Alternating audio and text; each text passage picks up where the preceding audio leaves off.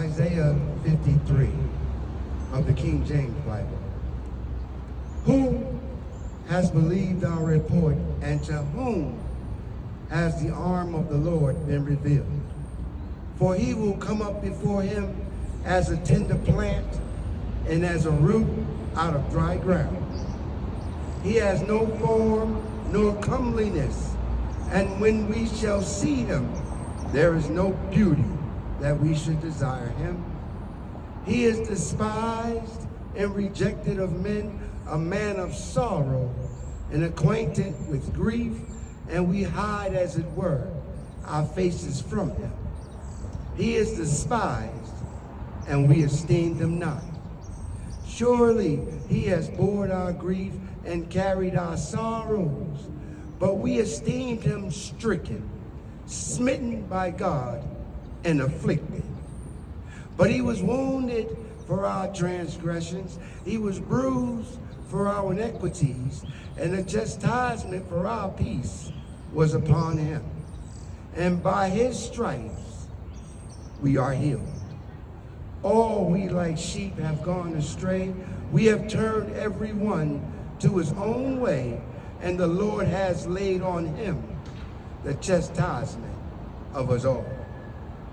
He was oppressed and he was afflicted, yet he opened not his mouth. He was led as a lamb to the slaughter, and as a sheep before its shearer is silent, so he opened not his mouth.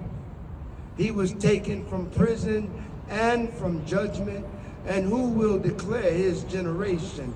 For he was cut off out of the land of the living. For the transgressions of my people he was afflicted.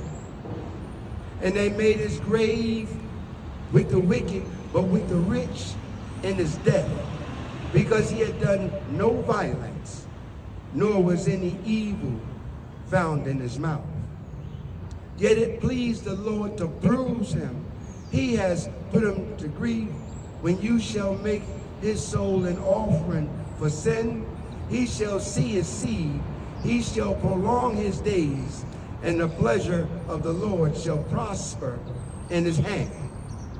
He shall see the travail of his soul, and he shall be satisfied. By his knowledge shall my righteous servant justify many. He shall bear their sins, he shall bear their iniquities. Therefore I will divide him a portion with the great. He shall divide the spoil with the strong, because he poured out his life unto death. He was numbered with the transgressor, and he bare the sin of many, and make intercession for the transgressor. I say to you today, my friends, so even though we're faced with the difficulties of today and tomorrow, I still have a dream. It is a dream deeply rooted in the American dream. I have a dream that one day this nation shall rise up and live out the true meaning of its creed. We hold these truths to be self-evident, that all men are created equal. I have a dream that one day on the red hills of Georgia, sons of former slaves and sons of former slave owners will join hands and sit down together at the table of brotherhood. I have a dream. I have a dream that one day, even the state of Mississippi, a state sweltering with the heat of injustice, sweltering with the heat of oppression, will be transformed into an oasis of freedom and justice. I have a dream that one day my 4 little children will grow up in a nation where they will not be judged by the color of their skin, but by the contents of their character. I have a dream today. I have a dream that one day down in Alabama, with this vicious racist, with this governor having his lips dripping with the words of interposition and nullification, one day right there in Alabama, Little white boys and white girls will be able to join hands with little black boys and black girls as sisters and brothers. I have a dream today. I have a dream that one day every valley will be exalted. Every hill and mountain made low. The rough places made plain and the crooked places made straight. And the glory of the Lord shall be revealed.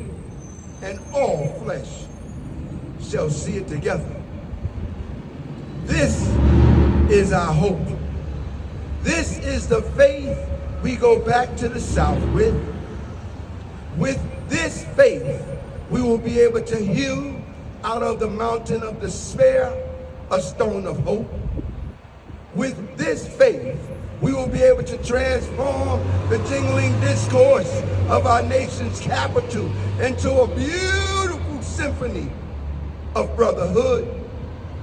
With this faith, we will be able to work together, to pray together, to struggle together, to go to jail together, to stand up for freedom together, knowing that we will be free one day. This will be the day when all God's children will be able to sing with new meaning. My country, 'tis of thee, sweet land of liberty, of thee I sing. Land where our fathers died, land of the pilgrim's pride, from every mountainside, let freedom ring. And if America is to be a great nation, this must become true. So let freedom ring in the prodigious hilltops of New Hampshire. Let freedom ring from the mighty mountains of New York.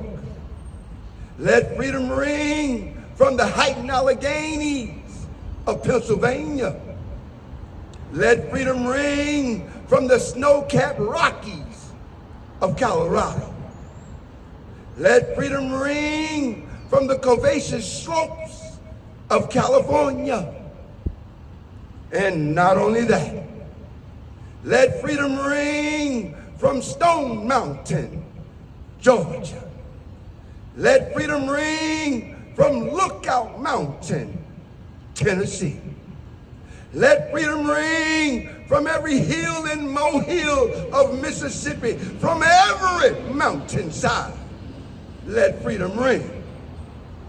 And when this happens, when we allow freedom ring from every village and every hamlet, when we let it ring from every state and every city, we will speed up that day when all God's children, black men and white men, Jews and Gentiles, Protestants and Catholics, will all come together and be able to join hands and sing in the words of that old Negro spiritual.